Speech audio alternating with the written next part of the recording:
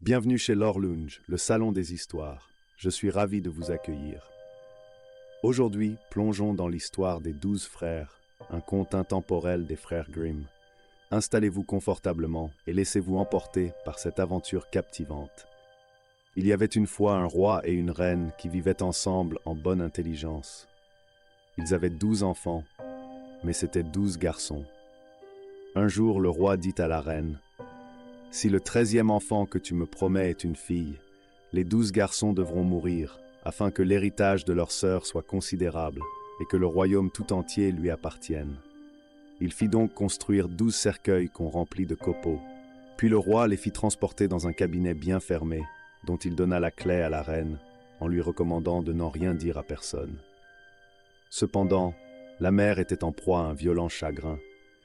Le plus jeune de ses fils, à qui elle avait donné le nom de Benjamin, s'aperçut de sa peine et lui dit: « Ma bonne mère, pourquoi es-tu si triste ?»« Cher enfant, lui répondit-elle, je ne dois pas te le dire. » Mais l'enfant ne lui laissa point de repos, qu'elle ne l'eût conduit au cabinet mystérieux et qu'elle ne lui eût montré les 12 cercueils remplis de copeaux. « Mon bien-aimé Benjamin, lui dit-elle, ton père a fait construire ces cercueils pour tes 11 frères et pour toi, car si je mets au monde une petite fille, vous devez tous mourir et être ensevelis là. » Et comme elle pleurait, l'enfant chercha à la consoler en lui disant: « Ne pleure pas, nous saurons bien éviter la mort. » La reine reprit: « Va dans la forêt avec tes 11 frères, et que l'un de vous se tienne sans cesse en sentinelle sur la cime de l'arbre le plus élevé, les yeux tournés vers la tour du château. J'aurai soin d'y arborer un drapeau blanc si je mets au monde un garçon, et alors vous pourrez revenir sans danger. Si au contraire je deviens mère d'une fille, j'y planterai un drapeau rouge comme du sang. Alors hâtez-vous de fuir bien loin, et que le bon Dieu vous protège. » Lorsque la reine donnait sa bénédiction à ses fils, ceux-ci se rendirent dans la forêt. Chacun d'eux eut son tour de faire sentinelle pour la sûreté des autres, en grimpant au haut du chêne le plus élevé et en tenant de là ses yeux fixés vers la tour. Quand 11 jours furent passés et que ce fut à Benjamin de veiller, il vit qu'un drapeau avait été arboré, mais c'était un drapeau rouge comme du sang, ce qui prouvait trop qu'ils devaient tous mourir. Lorsqu'il eut annoncé la nouvelle à ses frères, ceux-ci s'indignèrent et dirent: « Sera-t-il dit que nous aurons dû subir la mort pour une fille? Faisons serment de nous venger. Partout où nous trouverons une jeune fille, son sang devra couler. » Cela dit, ils allèrent tous ensemble au fond de la forêt, et à l'endroit le plus épais, ils trouvèrent une petite cabane misérable et déserte. Alors ils dirent: « C'est ici que nous voulons fixer notre demeure, et toi, Benjamin, comme tu es le plus jeune et le plus faible, tu resteras au logis et te chargeras du ménage nous autres. Nous irons à la chasse afin de nous procurer de la nourriture. » Ils allèrent donc dans la forêt et tuèrent des lièvres, des chevreuils sauvages, des oiseaux et des pigeons. Puis ils les rapportèrent à Benjamin, qui dut les préparer et les faire cuire pour apaiser la faim commune. C'est ainsi qu'ils vécurent pendant 10 années dans la forêt, et ce temps leur parut court. Cependant, la jeune fille que la mère avait mise au monde était devenue grande, sa beauté était remarquable, et elle avait sur le front une étoile d'or. Un jour que se faisait la grande lessive, elle remarqua parmi le linge 12 chemises d'hommes, et demanda à sa mère: « À qui appartiennent ces 12 chemises, car elles sont beaucoup trop petites pour mon père. » La reine lui répondit avec un soupir: « Cher enfant, elles appartiennent à tes 12 frères. » La jeune fille reprit: « Où sont donc mes 12 frères? Je n'en ai jamais entendu parler. » La reine répondit: « Où ils sont? Dieu le sait, ils sont errants par le monde. » Alors, entraînant avec elle la jeune fille, elle ouvrit la chambre mystérieuse et lui montra les 12 cercueils avec leurs copeaux et leurs coussins funèbres. « Ces cercueils, lui dit-elle, étaient destinés à tes frères, mais ils se sont échappés de la maison avant ta naissance. » Et elle lui raconta tout ce qui s'était passé. Alors la jeune fille lui dit: « Ne pleure pas, chère mère, je veux aller à la recherche de mes frères. » Elle prit donc les 12 chemises et se dirigea juste au milieu de la forêt. Elle marcha tout le jour et arriva vers le soir à la pauvre cabane. Elle y entra et trouva un jeune garçon qui lui dit: « D'où venez-vous et où allez-vous ?»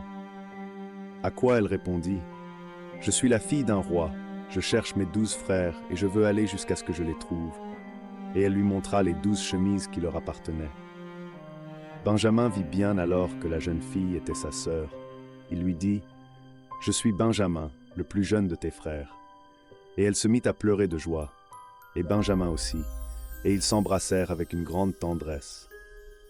Benjamin se prit à dire tout à coup « Chère sœur, je dois te prévenir que nous avons fait le serment de tuer toutes les jeunes filles que nous rencontrerions. » Elle répondit « Je mourrais volontiers si ma mort peut rendre à mes frères ce qu'ils ont perdu. » « Non, reprit Benjamin, tu ne dois pas mourir. Place-toi derrière cette cuve jusqu'à l'arrivée de mes 11 frères, et je les aurai bientôt mis d'accord avec moi. » Elle se plaça derrière la cuve, et quand il fut nuit, les frères revinrent de la chasse, et le repas se trouva prêt. Et comme ils étaient en train de manger, ils demandèrent « Qu'y a-t-il de nouveau ?» Benjamin répondit « Ne savez-vous rien ?»« Non, reprirent-ils. » Benjamin ajouta « Vous êtes allés dans la forêt, moi je suis resté à la maison, et pourtant j'en sais plus long que vous. »« Raconte donc, s'écrièrent-ils. » Il répondit « Promettez-moi d'abord que la première jeune fille qui se présentera à nous ne devra pas mourir. »« Nous le promettons, s'écrièrent-ils tous, raconte-nous donc. » Alors Benjamin leur dit « Notre sœur est là. » Et il poussa la cuve, et la fille du roi s'avança dans ses vêtements royaux, et l'étoile d'or sur le front, et elle brillait à la fois de beauté, de finesse et de grâce. Alors ils se réjouirent tous et l'embrassèrent. À partir de ce moment, la jeune fille garda la maison avec Benjamin et l'aida dans son travail. Les 11 frères allaient dans la forêt, poursuivaient les lièvres et les chevreuils, les oiseaux et les pigeons, et rapportaient au logis le produit de leur chasse, que Benjamin et sa sœur apprêtaient pour le repas. Elle ramassait le bois qui servait à faire cuire les provisions, cherchait les plantes qui devaient leur tenir lieu de légumes et les plaçait sur le feu, si bien que le dîner était toujours prêt lorsque les 11 frères revenaient à la maison. Elle entretenait aussi un ordre admirable dans la petite cabane, couvrait coquettement le lit avec des draps blancs, de sorte que les frères vivaient avec elle une union parfaite. Un jour, Benjamin et sa sœur préparèrent un très joli dîner, et quand ils furent tous réunis, ils se mirent à table, mangèrent et burent, et furent tous très joyeux. Il y avait autour de la cabane un petit jardin où se trouvaient 12 lits.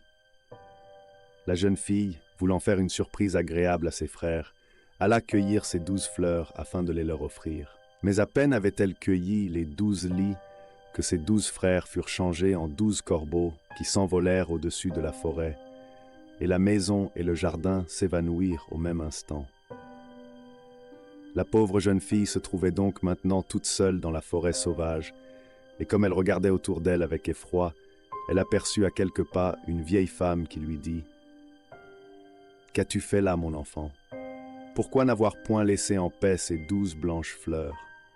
Ces fleurs étaient tes frères, qui se trouvent désormais transformés en corbeaux pour toujours. » La jeune fille dit en pleurant « N'existe-t-il donc pas un moyen de les délivrer? » « Oui, répondit la vieille, mais il n'y en a dans le monde entier qu'un seul, et il est si difficile qu'il ne pourra te servir.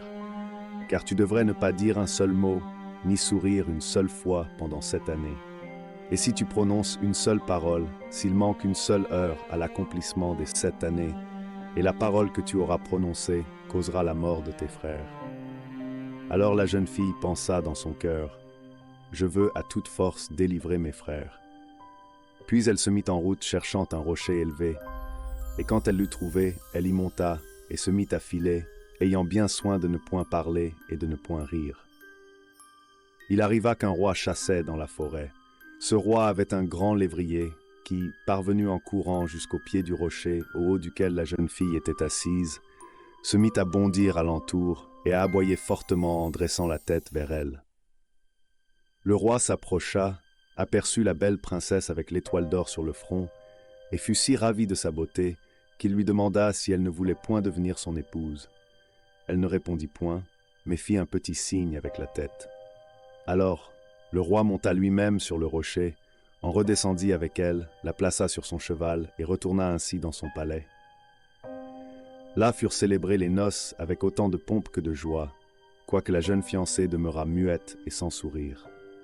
Lorsqu'ils eurent vécu heureusement ensemble pendant un couple d'années, la mère du roi, qui était une méchante femme, se mit à calomnier la jeune reine et à dire au roi: « C'est une misérable mendiante que tu as amenée au palais.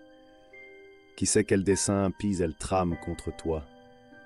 Si elle est vraiment muette, elle pourrait du moins rire une fois.